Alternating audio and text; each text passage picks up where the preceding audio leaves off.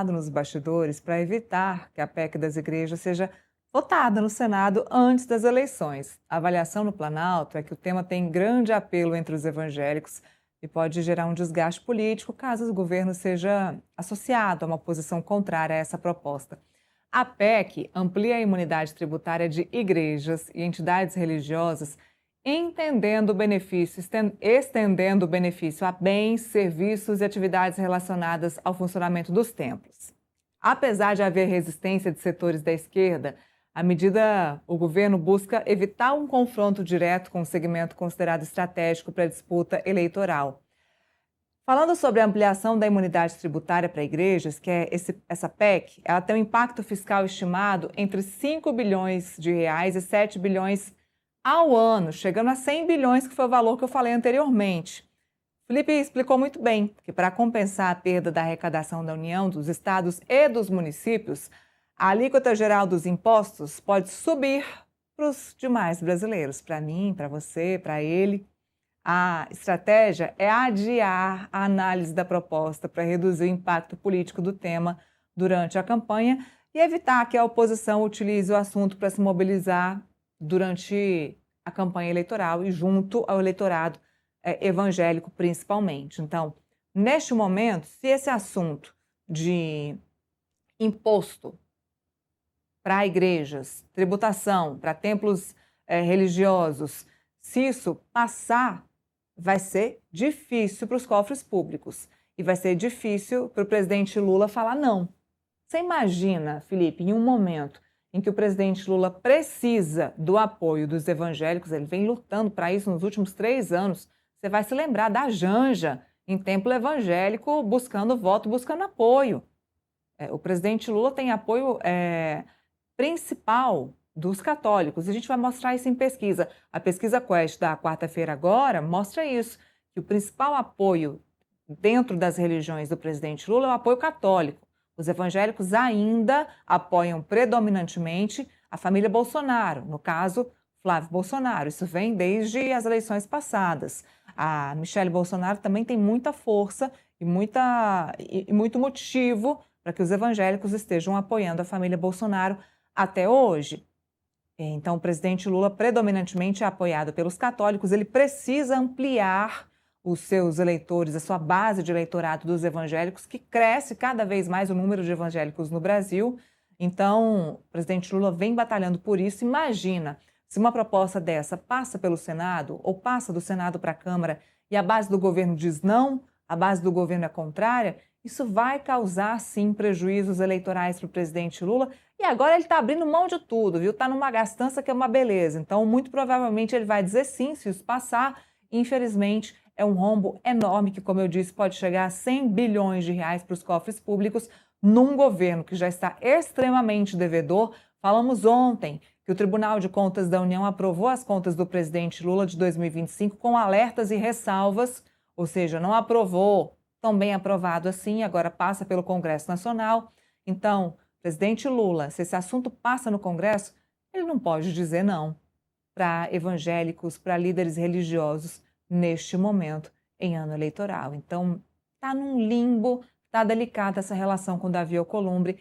Muito provavelmente a questão dos templos religiosos não passa agora, porque Davi Alcolumbre já deixou claro que a negociação com ele dentro do Senado era com os ruralistas e com a bancada ruralista. O assunto dos ruralistas passou sim pelo Senado, agora segue para a Câmara. Como eu disse, a expectativa e a esperança da base do governo é negociar com o Hugo Mota, e essa foi a dica do senador, a dica do presidente do Congresso. Negociem com o Hugo Mota para que esse assunto possa ser enrolado, adiado dentro da Câmara dos Deputados, o assunto dos ruralistas.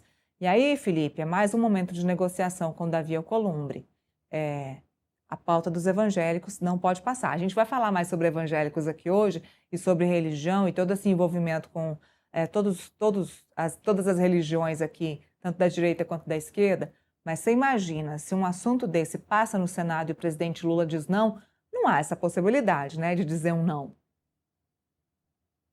Essa é a grande questão. Essa é a grande questão. Você vê, por exemplo, que o Lula está se gladiando para conseguir aumentar o apoio dos evangélicos. E ele se colocando contra essa imunidade tributária extensiva, né? As igrejas já têm imunidade tributária, né? Mas o projeto de lei amplia, né, a imunidade tributária para imposto sobre consumo. Eles colocando contrário a essa imunidade tributária extensiva para igrejas e religiões, a tendência é ele não ter o apoio, né, ou ter reprovação de grande parte do evangélico. Aí fica a minha pergunta, Neila, você acha mesmo que se o governo Lula tiver a aptidão e a competência de explicar de forma clara para a sociedade, para a população, a questão do que levaria essa imunidade extensiva das igrejas, né?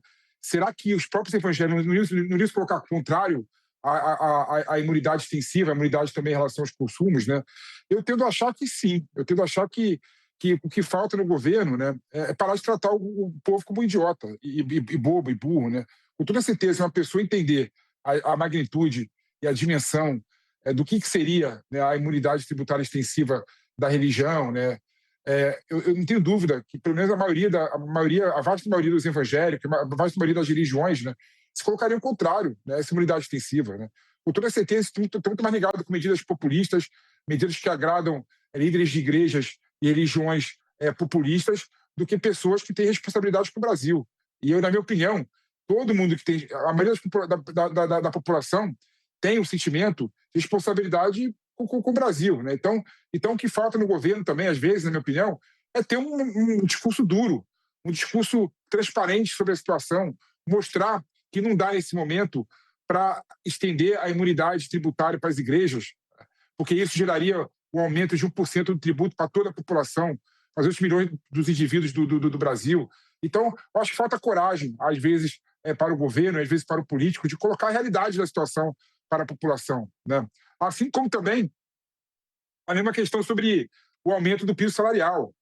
Tudo bem que o piso salarial, o governo tem uma vantagem, né? Porque o Supremo Tribunal Federal no passado, é bom lembrar, Neila, ele havia declarado inconstitucional, né, o aumento do piso para a enfermagem, né? Porque o Congresso Nacional aprovou uma lei aumentando o piso salarial da enfermagem e não apresentou a fonte de custeio do aumento desse piso. E esses dois projetos, tanto que tem aumento do piso salarial de médico e cirurgião dentista, não tem fonte de custeio. Então, com toda certeza, se o governo federal entrar no STF, tem uma jurisprudência consolidada que vai dar ganho de causa ao governo. Então não vejo que essa pauta vai passar da forma como ela foi apresentada ao Congresso Nacional. Mas, Neila, resumindo a história, na minha opinião, o governo tem que ter um discurso claro e transparente para a sociedade. Achar que vai perder voto, popularidade, se não vetar e não reprovar essas medidas, essas pautas bombas, é tratar, na minha opinião, o povo brasileiro como bobo e idiota. E, na minha opinião, não é assim, não. Não é assim, não. Olha, para a gente explicar um pouquinho mais sobre essa questão da imunidade aos templos religiosos, eu